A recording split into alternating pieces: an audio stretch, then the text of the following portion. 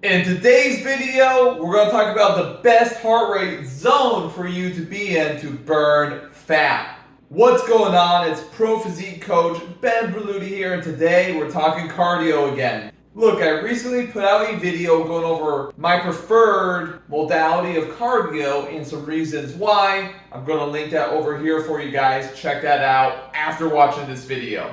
But to spoil it for you all, if you haven't seen it already, I prefer incline treadmill walking, the elliptical machine, or even a fast-paced walk outside for cardio. Now, the next question is, where does my heart rate need to be to have an effective cardio session? And that's a good question. You can obtain your heart rate a few different ways. The simplest way is to put two fingers on your radial artery at the base of your thumb, and you can get your pulse there for your resting heart rate or even your post-exercise heart rate. Another way that's accurate is to have like some kind of watch, like a smart watch that detects heart rate, maybe a strap, right, that you can put around your body. Those are effective ways of determining your heart rate. You don't want to use something like the cardio piece you're using, whether it is the treadmill or the elliptical where you grab onto the handles and whatnot. It's not going to give you an accurate indicator. Now, I don't want you being so much hung up on that side of things. Today we're going to talk about where your heart rate needs to be to have a really effective cardio session. The answer most of the time is zone 2. What is zone 2 cardio? Well, it's 65 to 80% of your estimated heart rate max, which can be determined by going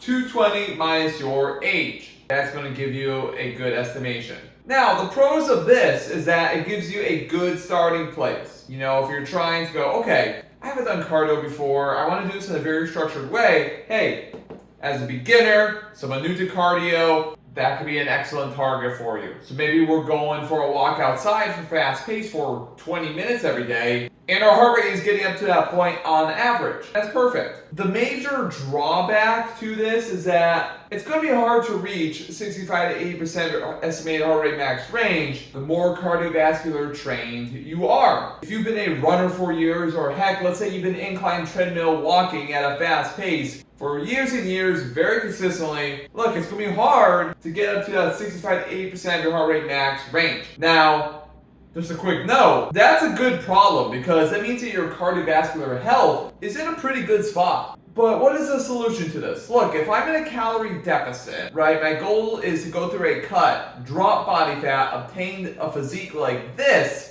I want to use cardio to my advantage because remember, like I said earlier, cardio burns calories. My solution is use the talk or the sweat test during your cardio session. Look, if I'm using the treadmill, what I'm going to do is set that treadmill to an incline at a height or an incline that is higher than I want to walk, so now I'm climbing a hill, right? For that whole time I'm doing my cardio session, let's say it's 20, 30, 35 minutes. So for those 35 example minutes, I'm walking up a hill. At the same time, I'm walking at a pace that is fast. It's a brisk pace, right?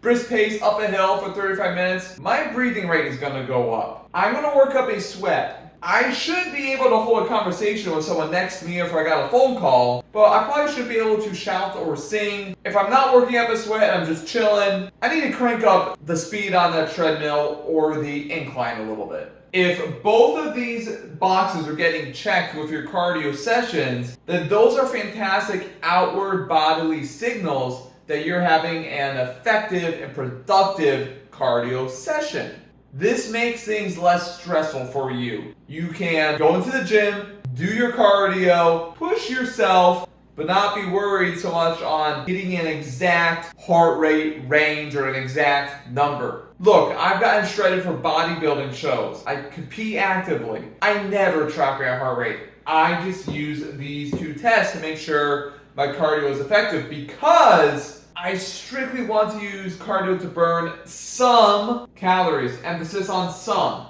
I want the majority of my fat loss to come from eating less food every day. Basically, if my maintenance calories are up here in the blue writing, and then cardio puts me down here in the green writing of a deficit, if you will, right? Okay, I'm eating this much food every day and maintaining weight. Now I'm doing some cardio. Now I'm in a little bit of an energy deficit. look, the rest of my deficit is going to come from eating less food, if you could go with that analogy, right? Because now I'm in the red, right? So maintenance is up here in the blue, cardio puts me down here a little bit, and then the red, if you will, eating less food, puts me well into an energy or calorie deficit. And now I'm dropping body fat consistently. From there, it's a matter of just being consistent. As someone who is interested in helping my clients reach their physique goals, my goal is not to beat up my joints or my clients' joints. That's why I want them doing something that is of low impact, like incline walking,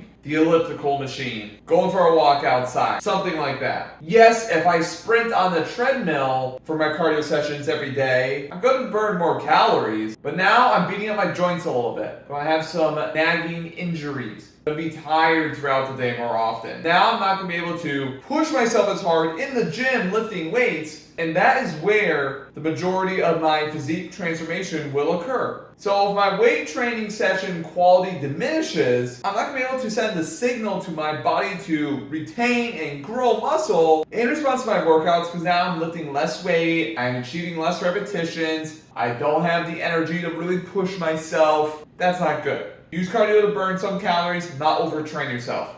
Hope this helps you guys. Really a video where we just kind of scratch the surface of things, but I like keeping things simple because there's no need to make it confusing when it doesn't have to be.